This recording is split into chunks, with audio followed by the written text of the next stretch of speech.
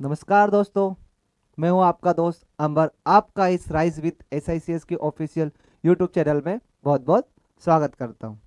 आज हमारी है दूसरी क्लास और इसमें भी हम पढ़ने वाले हैं भारत में प्रथम 2023। हमने पहली क्लास में भी इसी से संबंधित सारे प्रश्न देखे थे और आज हम इसे ही कंटिन्यू करेंगे और इस टॉपिक पे ही प्रश्न देखेंगे।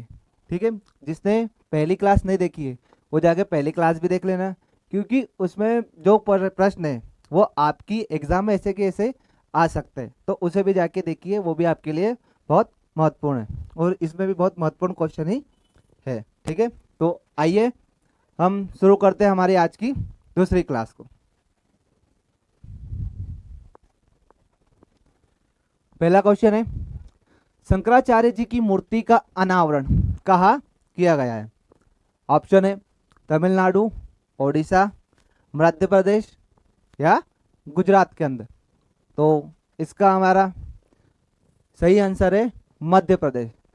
कहाँ पर किया जा रहा है शंकराचार्य जी की मूर्ति का अनावरण? मध्य प्रदेश के अंदर किया जा रहा है। और मध्य प्रदेश के अंदर भी कहाँ पर किया जा रहा है? तो ओमकारेश्वर में किया गया है। कहाँ पर किया गया है? ओमकारेश्वर, जो खंडवा जिले के अंदर आता है, जो खंडवा जिले के अंदर आता है और इंदौर के पास में। ठीक है, इंदौर से इसकी दूरी 70 किलोमीटर के लगभग होगी। ठीक है, और इस प्रतिमा की ऊंचाई कितनी है? 108 फीट की है। 108 फीट की इस प्रतिमा की ऊंचाई है। ठीक है दोस्तों, आइए आगे देखते हैं। अब इस प्रतिमा को का अनावरण किन्होंने किया है? हमारे मुख्यमंत्री शिवराज सिंह चौहान जी ने किया है। और कब किया है? 21 सितंबर को किया है। इसका अनावरण पहले 18 सितंबर को किया जाना था, लेकिन भारी बारिश यहाँ हो रही थी, इसलिए इसको आगे बढ़ाकर 21 सितंबर कर दिया गया और 21 सितंबर के दिन शिवराज सिंह चौहान जी ने इस मूर्ति का अनावरण किया। ठीक है, इसे एकात्मकता की मूर्ति या स्टैचू ऑफ वननेस, क्या स्टैचू ऑफ वननेस भी कहा जाता है। दोस्तों, ओंकारेश्वर का पुराना नाम क्या है? इसे मानधाता भी कहा जाता है। क्वेश्चन आया हुआ है ये, इसका पुराना नाम क्या है? मानधाता, जो नर्मदा नदी के किनारे बसा हुआ है। कौन सी नदी? नर्मदा नदी। यहाँ दो नदी है, एक नर्मदा नदी भी है और एक कावेरी नदी भी है। उन दोनों के बीच में एक पर्वत है जिसके ऊपर इस मूर्ति का अनावरण किया गया है। ठीक है, आगे बढ़ते हैं।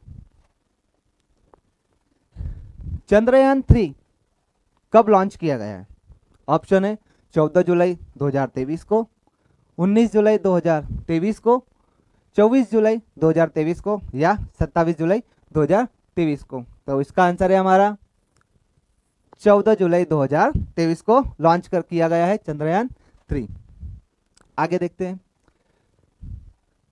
चंद्रयान 3 को श्रीहरिकोटा से लॉन्च किया गया है और ये कहाँ जाएगा? हमारे चंद्रमा के दक्षिणी ध्रुव पर जाएगा। कहाँ? चंद्रमा के दक्षिणी ध्रुव, ये है दक्षिणी ध्रुव। ठीक है, यहां पर लैंड करने वाला भारत एकमात्र ऐसा देश है जो चंद्रमा के दक्षिणी ध्रुव पर पहुंचा है। बाकी सारे देश आप देख सकते हो यहां तक पहुंचे। अब यहां पर पहुंचना इसलिए कठिन है दोस्तों, क्योंकि यहां पर एक तो सूर्य का प्रकाश बहुत कम होता है, ना के बराबर, जिससे सैटेलाइट को सौर ऊर्जा मिलना बहुत कठिन होता है। और यहाँ पर क्या है, बड़े बड़े गड्ढे गार्ज बने हुए हैं, इसलिए उसे क्या होगा, रोवर जो रहता है उसे चलने में भी क्या होती है, कठिनाई होती है। ठीक है, इसलिए यहाँ भेजना बहुत कठिन होता है। चंद्रयान 3 के लैंडर का नाम वही विक्रम और रोवर का नाम भी क्या रखा गया है? प्रज्ञान रखा गया है, जो चंद्रयान 2 में था, कोई चेंज नहीं किया गया है। ठीक है, अब हमारा क्या है, चंद्रयान, जो चंद्रयान फर्स्ट था, पहला था, उसे कब लॉन्च किया गया था? 22 अक्टूबर 2008 में। और जो चंद्रयान सेकेंड था, दूसरा, उसे 22 जुलाई 2019 में। ठीक है, अब यहाँ पर दिया गया है एक हमारा शिव शक्ति पॉइंट और एक क्या दिया गया है, हमारा तिरंगा पॉइंट दिया गया है। ठीक है, तो शिव शक्ति पॉइंट का मतलब क्या है कि अभी जो हमारा क्या था, चंद्रयान 3, क्या था? चंद्रयान 3, जहां पर उसने क्या किया था, लैंड किया था, उसे क्या कहा गया है? शिव शक्ति पॉइंट। और जो तिरंगा पॉइंट है, जो हमारा चंद्रयान सेकेंड था, उसने जब जिस जगह पर लैंड किया था उसे क्या कहा गया है, तिरंगा पॉइंट कहा गया है, ठीक है। और राष्ट्रीय अंतरिक्ष दिवस कब मनाया जाता है, 23 अगस्त को मनाया जाता है, ठीक है। कब मनाया जाता है, 23 अगस्त को, ठीक है। और मानव अंतरिक्ष उड़ान का अंतरराष्ट्रीय दिवस कब मनाया जाता है, 12 अप्रैल को, ठीक है दोस्तों। आगे बढ़ते हैं। आदित्य L1 कब लॉन्च किया गया था, ऑप्शन है 2 सितंबर 2023, 6 सितंबर 2023, 12 सितंबर 2023 और 18 सितंबर 2023। तो हमारा राइट आंसर क्या है, 2 सितंबर 2023 को आदित्य L1 क्या था, लॉन्च किया गया था। अब आदित्य L1 सूर्य का अध्ययन करने वाला मिशन है और भारत के द्वारा भेजा गया सूर्य के अध्ययन के लिए यह क्या था, पहला मिशन था, ठीक है।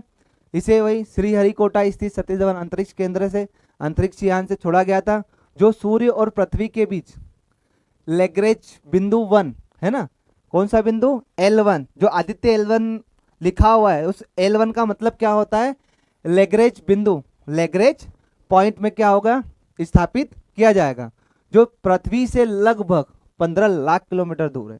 अब इसे हमारे लैग्रेंज बिंदु, लैग्रेंज पॉइंट पर क्यों ही स्थापित किया जाएगा, क्योंकि वहां पर सूर्य और पृथ्वी दोनों का आकर्षण बल बहुत कम हो जाएगा, या बहुत कम होता है, ठीक है। वहां पर जो उपग्रह जाएगा उसे कम एनर्जी लगेगी स्थापित होने में भी, और लंबे समय तक वो रह सकता है, ठीक है। मतलब उसे आसानी होगी, कोई दिक्कत नहीं होगी, ठीक है। अब क्या होता है, हमारा जो लैग्रेंज पॉइंट है वहां पर पहुंचने में कितने दिन लगेंगे उसे, हमारे जो ये आदित्य L1 को 125 दिन लगेंगे, ठीक है। अब जो हमारे इसरो के प्रेजेंट में चेयरमैन कौन है, एस सोमनाथ जी है, कौन है, एस सोमनाथ जी है। श्रीहरिकोटा पुलिकट झील को बंगाल की खाड़ी से क्या करता है, अलग करता है। जो श्रीहरिकोटा होता है उस जो द्वीप है उसके एक साइड क्या है, पुलिकट झील है, और एक साइड क्या है, बंगाल की खाड़ी, ठीक है। और एक और क्वेश्चन है, हमारे जो भारत के रॉकेटमैन किसे कहा जाता है, भारत के रॉकेटमैन किसे कहा जाता है, तो के सिवान जी को क्या है, भारत का रॉकेटमैन कहा जाता है, जो अभी पूर्व हमारे इसरो चेयरमैन थे, ठीक है। आगे बढ़ते हैं। प्रधानमंत्री नरेंद्र मोदी को किस देश का ऑर्डर ऑफ ऑनर से सम्मानित किया गया है, हमारे ऑप्शन है श्रीलंका, बुल्गारिया, ग्रीस या मिस्र, ठीक है। तो इसका सही आंसर क्या है, हमारा ग्रीस रहेगा, क्या है, ग्रीस। अब ग्रीस के बारे में हम देख लेते हैं, बहुत ही अच्छा देश है और पर्यटन के लिए बहुत ही अच्छा जाना जाता है ये, है ना। अब देखो, ओलंपिक खेलों की उत्पत्ति प्राचीन ग्रीस से ही क्या होती है, मानी जाती है। और पहला आधुनिक ओलंपिक कब खेला गया था, 1896 में ग्रीस के एथेंस में ही क्या किया गया था, उसे आयोजित किया गया था, ठीक है। अब हमारी जो ग्रीस है, ग्रीस की राजधानी क्या है, एथेंस है, क्या है, एथेंस है, ठीक है। आप देख सकते हो इसका नक्शा, ठीक है। अब ये हमारा क्या है, ग्रीस है, और ये 4 कंट्रियों से क्या है, घिरा हुआ है। पहला अल्बानिया हो जाएगा, दूसरा मैसेडोनिया हो जाएगा, तीसरा बुल्गारियन हो जाएगा, और तीसरा चौथा क्या हो जाएगा, हमारा तुर्की हो जाएगा, ठीक है। और आपको इसे तो जानते ही होंगे, मैसेडोनिया का शासक सिकंदर, जो विश्व विजय पर निकला था, ठीक है। और यहाँ पर एजियन सी भी होता है, और एक हमारा मेडिटेरियन सी से भी ये घिरा हुआ है, और आयनिक सी से भी ये क्या हुआ है, घिरा हुआ है, ठीक है। आगे बढ़ते हैं। भारत का नवीनतम टाइगर रिजर्व कौन सा है, मतलब अभी जो भारत का नवीनतम टाइगर रिजर्व कौन सा बना हुआ है, ऑप्शन है Ranipur tiger reserve, Dholpur Karauli tiger reserve, वीरांगना दुर्गावती टाइगर रिजर्व, और रामगढ़ टाइगर रिजर्व। तो हमारा आंसर क्या है, रानीपुर टाइगर रिजर्व, क्या है, रानीपुर टाइगर रिजर्व, जो 53वां बना हुआ है। कौन सा बना हुआ है, 53वां बना हुआ है। और एक हमारा कौन सा, ये वीरांगना दुर्गावती टाइगर रिजर्व, ये शायद अभी हाल ही में बना हुआ है, 54वां, या इसे बनाया जाएगा, ठीक है। और एक हमारा क्या है, रामगढ़ टाइगर रिजर्व है, ठीक है। जो हमारा रानीपुर टाइगर रिजर्व है। कहाँ पर है ये? रानीपुर टाइगर रिजर्व, ये यूपी के चित्रकूट जिले में है, ठीक है, ये याद रखना। और धौलपुर करौली टाइगर रिजर्व और रामगढ़ टाइगर रिजर्व ये कहाँ है? हमारे राजस्थान में है। और एक ये है वीरांगना दुर्गावती टाइगर रिजर्व, ये मध्य प्रदेश के अंदर स्थित है। और ये मध्य प्रदेश का सातवां टाइगर रिजर्व बनने जा रहा है या बन गया, ठीक है। आगे देखते हैं, ठीक है, ये है रानीपुर, ठीक है। याद रखना वन्य जीव संरक्षण अधिनियम कब आया था? 1972 के अंदर आया था। और फिर टाइगर प्रोजेक्ट था, वो कब शुरू हुआ था? 1 अप्रैल 1973 को इसे चालू किया गया था, ठीक है। आगे बढ़ते हैं। गुलाम नबी आजाद की आत्मकथा का क्या नाम है? इंपॉर्टेंट है ना। गुलाम नबी आजाद की आत्मकथा का क्या नाम है? आजाद, इंडिया विंस फ्रीडम, पार्टीशन, या the man who divided India, ठीक है। तो इसका आंसर क्या हो जाएगा? आजाद। गुलाम नबी जो है उनकी बुक का नाम क्या हो जाएगा? आजाद हो जाएगा। और ये जो इनकी बुक है ये क्या है? ऑटोबायोग्राफी है, इन्होंने खुद ने लिखी हुई है, ठीक है, एक ऑटोबायोग्राफी है, ठीक है। आगे देखते हैं, जो इंडियन विंग्स फ्रीडम है वो किसकी बुक थी? मौलाना अब्दुल कलाम आजाद जी की थी, ठीक है। और जो पार्टीशन थी वो किसने लिखी थी? यास्मीन खान जी ने लिखी थी। और the man who divided India ये किसने लिखी थी? रफीक जकारिया जी ने लिखी थी, ठीक है। आगे बढ़ते हैं, अगला क्वेश्चन, कहाँ स्थापित की जाएगी दुनिया की सबसे बड़ी पवन टरबाइन? याद रखना सबसे बड़ी पवन टरबाइन की बात हो रही है। चीन, रूस, फ्रांस या भारत के अंदर? तो इसकी स्थापना कहाँ की जाएगी? चीन के अंदर की जाएगी। कहाँ? चीन के अंदर सबसे बड़ी पवन टरबाइन, ठीक है। पवन फार्म में 16 मेगावाट की क्षमता की विद्युत का उत्पादन किया जाएगा, है ना। अब जो इतनी बड़ी है तो करेगी कम से कम वो 16 मेगावाट बिजली का उत्पादन, ठीक है। अब ये क्या है कि नवीनीकरण ऊर्जा संसाधनों को बढ़ावा देने के लिए चीन ने इसकी स्थापना की है। अब जो ये क्या है? नवीनीकरणीय ऊर्जा है, मतलब ये क्या होता है? कभी खत्म नहीं होती है, इसका यूज करेंगे वापस बन जाएगी, ठीक है। ये होता है, इसलिए इसका नाम लिखा गया है नवीकरणीय, बनती जाती है, ठीक है। अब याद रखना जो एक पवन चक्की होती है नॉर्मली रूप से एक पवन चक्की 3.4 मेगावाट बिजली बनाती है, ठीक है। कितनी? 3.4, लेकिन ये कितनी बना रही है? 16 मेगावाट बना रही है ना, ठीक है। और गुजरात के कच्छ के लांबा एशिया का सबसे बड़ा पवन ऊर्जा संयंत्र है ना, गुजरात में स्थित है। कौन सा? लांबा, है ना। यहाँ पर 120 मीटर ऊंची क्या है? पवन चक्की है, 120 मीटर ऊंची है। और यदि हम नॉर्मली बात करें तो कितनी रहती है? 90 मीटर, ठीक है। कितनी इनकी ऊंचाई होती है? 90 मीटर होती है, ठीक है। आगे बढ़ते हैं, किसे सूरीनाम के सर्वोच्च नागरिक पुरस्कार से सम्मानित किया गया है? ठीक है, ऑप्शन है द्रौपदी मुर्मू जी को, प्रणब मुखर्जी, नरेंद्र मोदी या रामनाथ कोविंद जी को। ठीक है, तो इसका सही आंसर है द्रौपदी मुर्मू जी को सूरीनाम के सर्वोच्च नागरिक पुरस्कार से सम्मानित किया गया है। ठीक है, ये हमारा साउथ अमेरिका का एक देश है सूरीनाम। ठीक है, ये आपको दिख रहा होगा, ये यहाँ पर है ना। अब देखते हैं, राष्ट्रपति द्रौपदी मुर्मू सूरीनाम के सर्वोच्च नागरिक पुरस्कार। अब पुरस्कार कौन सा है? Grand order of the chain of the yellow star से क्या किया गया है? इन्हें सम्मानित किया गया है। और ये पहली भारतीय बनी है जिन्हें इस अवार्ड से क्या किया गया है? सम्मानित किया गया है। उन्हें यह अवार्ड किसने प्रदान किया है? सूरीनाम के राष्ट्रपति चंद्रिका प्रसाद संतोखी द्वारा प्रदान किया गया है। ठीक है, अब यह सूरीनाम का सर्वोच्च नागरिक पुरस्कार है। और यह कब से प्रारंभ हुआ था सूरीनाम में? 25 नवंबर 1975 से चालू हुआ है, जिस दिन सूरीनाम नीदरलैंड से क्या हुआ था? स्वतंत्र हुआ था। अब जो हमारे सूरीनाम है, सूरीनाम की राजधानी क्या हो जाएगी? पैरामेरिबो हो जाएगी। ठीक है, और जो सूरीनाम के अंदर जो मतलब मुद्रा है वो क्या हो जाएगी? डॉलर चलता है ना, सूरीनाम डॉलर जो क्या होता है वहां की मुद्रा हो जाएगी। ठीक है, और ये हमारी सूरीनाम की ये क्या है, राजधानी यहाँ पर स्थित है। कौन क्या है नाम राजधानी का, पैरामैरिबो। ठीक है, आगे देखते हैं। भारत का सबसे ऊंचा लड़ाकू हवाई अड्डा कहाँ बनेगा या कहाँ बनाया जा रहा है? ऑप्शन है धर्मशाला, शिमला, श्रीनगर या लद्दाख के अंदर। ठीक है, तो इसका हमारा आंसर क्या हो जाएगा, लद्दाख। कहाँ बनाया जा रहा है ये, लद्दाख के अंदर बनाया जा रहा है। अब लद्दाख के अंदर भी कहाँ, न्योमा, न्योमा नाम की जगह है, वहां बनाया जा रहा है।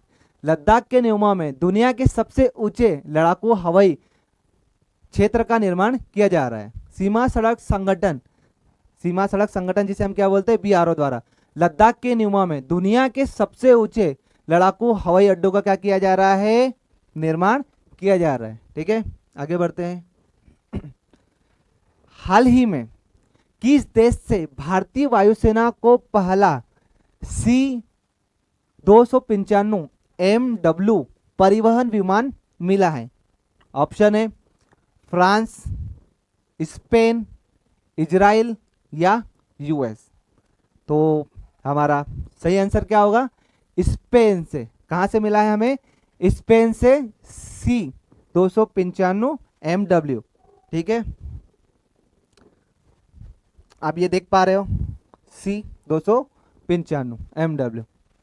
ठीक है, ये एक प्रकार का क्या है, कार्गो प्लेन है, मतलब ट्रांसपोर्ट, मतलब चीजों को एक स्थान से दूसरे स्थान तक क्या होता है, ये ले जाता है। और इसमें मैक्सिमम 71 लोगों को मतलब एक स्थान से दूसरे स्थान पर एक साथ छोड़ सकता है। और इसमें 5 से 10 टन सामान या वजन भी ये क्या हो सकता है, उठा सकता है।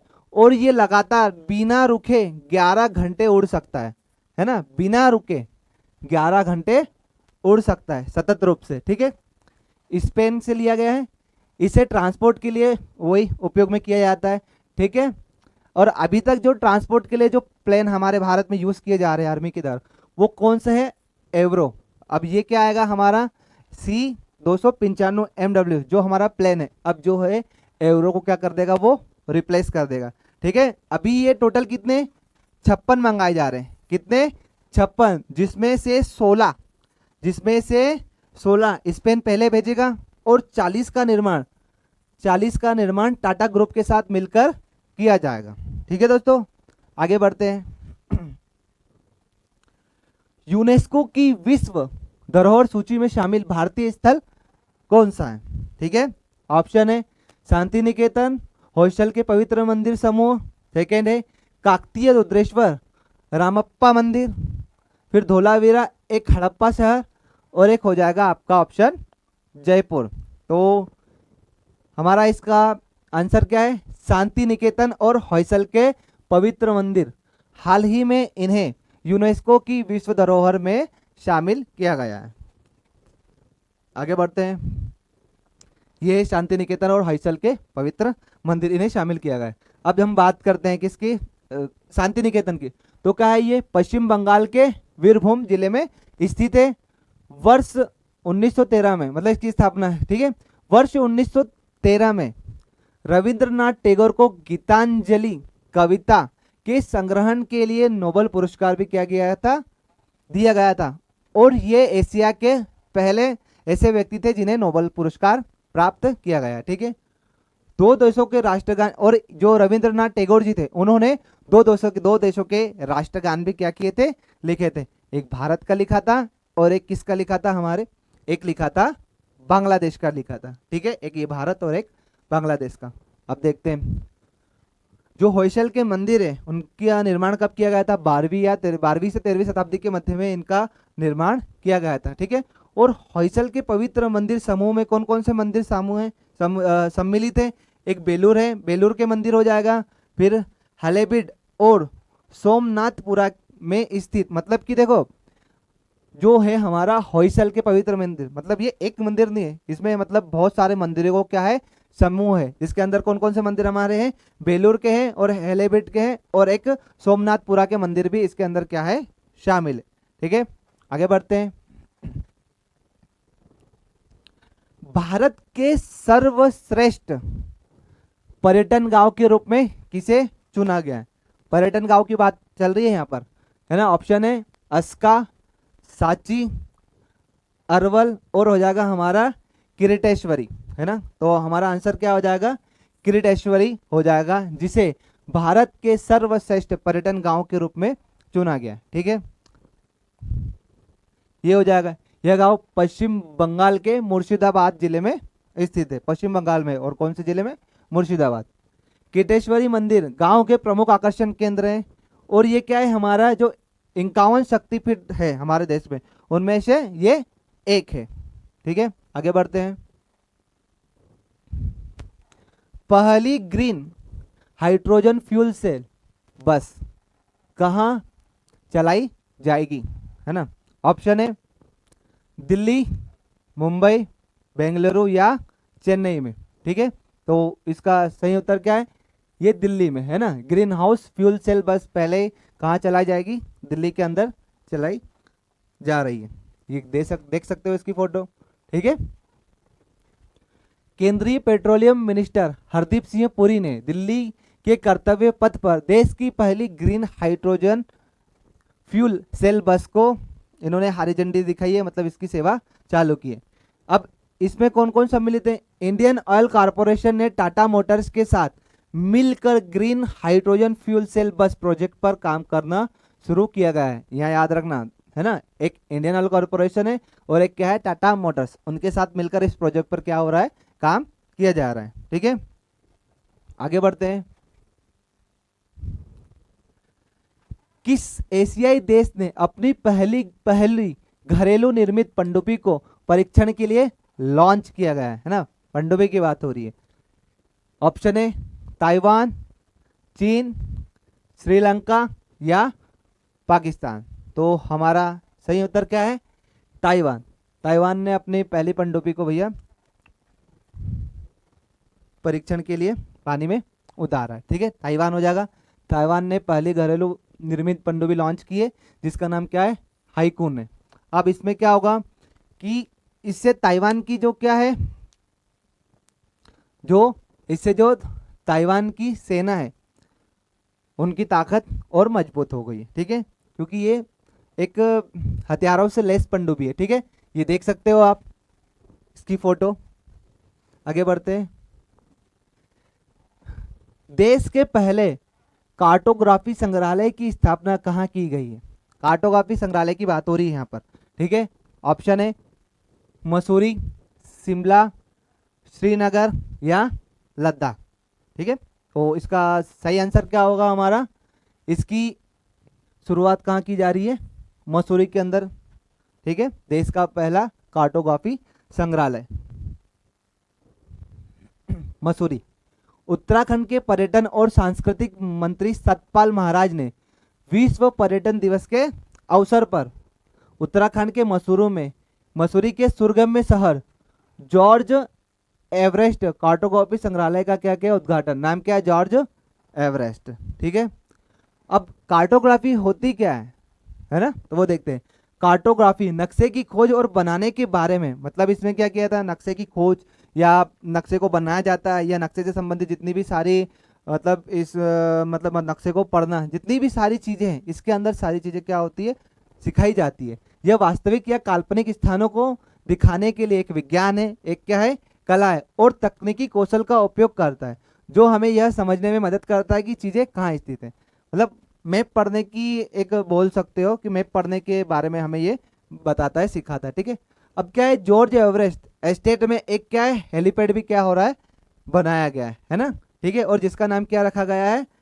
राधानाथ सिकंदर। क्या रखा गया है? राधानाथ सिकंदर, जो क्या थे? एक गणितज्ञ थे। क्या थे? गणितज्ञ। आइए आगे देखते हैं। कहां पर भारत का पहला सोलर रूफ साइकिलिंग ट्रैक बनाया जा रहा है? सोलर रूफ साइकिलिंग ट्रैक की बात हो रही। ठीक है, ऑप्शन है हैदराबाद, दिल्ली, मुंबई या कोलकाता। ठीक है, तो इसका सही उत्तर क्या होगा? हैदराबाद। कहाँ बनाया जा रहा है? हैदराबाद के अंदर। आइए इसके बारे में देखते हैं हम। हैदराबाद देख पा रहे हो, साइकिलिंग रूफटॉप, ये है हमारे पूरे सोलर पैनल लगे हुए, ठीक है। हैदराबाद में देश के पहले सोलर रूफ साइकिलिंग ट्रैक का क्या किया गया, उद्घाटन किया गया है। अब इसका नाम क्या, हेल्थ वे। हेल्थ नाम का यह इनोवेटिव ट्रैक विश्व स्तर का, मतलब ये विश्व स्तर का दूसरा है और भारत का पहला है। पहला कहाँ, विश्व का पहला कहाँ पर लगाया गया है, तो ये साउथ कोरिया में सियोल से बुसान शहर तक बनाया गया है, ठीक है। कहाँ है, साउथ कोरिया में सियोल से बुसान शहर तक बनाया गया, ठीक है। अब इस ट्रैक की चौड़ाई कितनी है, 4.5 मीटर है चौड़ाई, है ना, जिसके दोनों ओर 3 साइक्लिक लेन रहेगी, ठीक है। ट्रैक की कुल लंबाई 21 किलोमीटर है और 16 मेगावाट की स्थापित क्षमता वाली सोलर रूफ से यह क्या है, पूरा कवर है, ठीक है दोस्तों। आगे बढ़ते हैं, हमारा अगला क्वेश्चन है, दुनिया का पहला तथा सबसे बड़ा समावेशी विकलांग पार्क कहां बनाया जा रहा है, ठीक है। ऑप्शन है नागपुर, कानपुर, मुंबई या दिल्ली के अंदर। तो इसका आंसर क्या होगा, नागपुर, ठीक है। नागपुर में इसका निर्माण किया जा रहा है। नागपुर में आधारशिला कब रखी थी, 20 फरवरी 2023 को ये इसकी आधारशिला रखी गई, ठीक है। इसका नाम क्या है, अनुभूति समावेशित पार्क इसका नाम है। और इसमें 21 प्रकार की दिव्यांगता का क्या किया जाएगा, ट्रीटमेंट या इलाज किया जाएगा। और विश्व विकलांग दिवस 3 दिसंबर को मनाया जाता है। और यहाँ पर एक बात कही गई थी कि अब यहाँ पर है ना, विकलांग को किस नाम से बुलाया जाएगा, दिव्यांग के नाम से बुलाया जाएगा, ठीक है। यह है नितिन गडकरी जी है जो इसका उद्घाटन कर रहे हैं। देश का पहला पूरी तरह से डिजिटल बैंकिंग वाला राज्य कौन सा है, डिजिटल बैंकिंग है ना देश का पहला, केरल, पश्चिम बंगाल, महाराष्ट्र या दिल्ली। तो इसका हमारा आंसर क्या हो जाएगा, केरल, है ना। पूरी तरीके से डिजिटल बैंकिंग वाला राज्य केरल बन गया, ठीक है। अब यहाँ की देखो साक्षरता दर तो आप तो पता ही है कि भारत में सबसे ज़्यादा साक्षरता दर यहीं पर है, 96% होती है। अब मतलब यहाँ पर सारी जितनी भी जनता है सब क्या है, ये पढ़ी लिखी है, तो इसलिए इनका यूज़ भी ये सबसे ज़्यादा करते हैं, ठीक है। केरल में भारत में पहले डिजिटल सेवा चालू करने वाला बैंक कौन सा था, हमारा ICICI बैंक था, ठीक है। और जो अब ये डिजिटल मिशन की जो सेवा थी कब से चालू की गई थी, डिजिटल भारत जो हमारी योजना आई थी उससे सारी चीज़ें चालू की गई थी। तो जो हमारा डिजिटल भारत जिसे अंकीय भारत भी कहा जाता है, ये कब आई थी योजना, 1 जुलाई 2015 को आई थी, ठीक है। ये है डिजिटल बैंकिंग सर्विस, केरला बन गया है। देश का पहला टेली मानस चैटबॉट कहाँ लॉन्च किया गया है, ठीक है। ऑप्शन है जम्मू एंड कश्मीर, लद्दाख, चंडीगढ़ या नोएडा। तो हमारा सही उत्तर क्या होगा, ये जम्मू और कश्मीर में क्या किया जा रहा है, लॉन्च किया गया है, ठीक है। याद रखना जम्मू एंड कश्मीर टेली मानस, जिसका फुल फॉर्म क्या है, tele mental health assistance and networking across state, ये इसका क्या है, फुल फॉर्म है। जम्मू कश्मीर में मानसिक संकट से जूझ रहे लोगों के लिए ये शुरुआत की गई, मतलब जिन्हें भी मानसिक समस्या है उनके लिए क्या की गई है, ये शुरुआत, ये योजना की गई है। यह पल स्वास्थ्य परामर्शदाताओं, नैदानिक, मनोवैज्ञानिक और सलाहकारों के लिए 24 घंटे सेवाएं सुनिश्चित कराएगी, ठीक है। यह चैटबॉक्स संकटग्रस्त लोगों के साथ तुरंत क्या करेगा, बातचीत शुरू करेगा और उनकी समस्या का क्या करेगा, ये निवारण करेगा, ठीक है। टेलीमानस एक द्विस्तरीय प्रणाली होगी, मतलब इसमें एक चरण 1 है और एक चरण 2 है। चरण फर्स्ट में क्या होगा, ये राज्य टेलीमानस सेल शामिल है, जिसकी मतलब इसके अंदर क्या है, राज्य टेलीमानस सेल शामिल है, जिसमें क्या क्या रहेंगे, प्रशिक्षित परामर्शदाता रहेंगे और मानसिक स्वास्थ्य विशेषज्ञ रहेंगे। ये चरण फर्स्ट था। और चरण सेकंड में क्या रहेगा, में शामिल परामर्श के लिए जिला मानसिक स्वास्थ्य कार्यक्रम, मेडिकल कॉलेज संसाधनों के विशेषज्ञ, ऑडियो विजुअल परामर्श हेतु ई संजीवनी शामिल होगी, ठीक है। ई संजीवनी शामिल होगी। आगे बढ़ते हैं, हमारा next question, vote from home की शुरुआत किस राज्य ने की है? कर्नाटक, तमिलनाडु, ओडिशा या आंध्र प्रदेश? तो इसका सही उत्तर क्या हो जाएगा? कर्नाटक। कर्नाटक सरकार ने वोट फ्रॉम होम की सुविधा प्रारंभ की है। ठीक है, याद रखना। कर्नाटक के राज्यपाल कौन हो जाएंगे? हमारे थावर चंद्र गहलोत जी हो जाएंगे। और कर्नाटक के मुख्यमंत्री कौन हो जाएंगे? सिद्धारमैया जी हो जाएंगे, है ना, ये याद रखना। अब जो ये सेवा चालू की गई है, अब इससे किसे सुविधा मिलेगी? अब जो भी दिव्यांगजन है उन्हें वहां पर जाना नहीं पड़ेगा केंद्र पर, और जो 60 से 80 साल के बुजुर्ग हैं उन्हें भी बहुत सहायता प्रदान होगी कि उन्हें भी घर से ही क्या कर सकते हैं, वो वोट कर सकते हैं। उन्हें वोटिंग केंद्र पर जाना नहीं पड़ेगा, जिससे जाने में उन्हें बहुत समस्या होती है, जिसके कारण बहुत सारे दिव्यांगजन और बुजुर्ग वोट डालने नहीं जाते हैं। ठीक है, तो दोस्तों ये थे हमारे आज के क्वेश्चन। उम्मीद करता हूँ आपको बहुत पसंद आएंगे, और पसंद आए तो इसे लाइक, सब्सक्राइब एंड कमेंट जरूर कीजिएगा। धन्यवाद।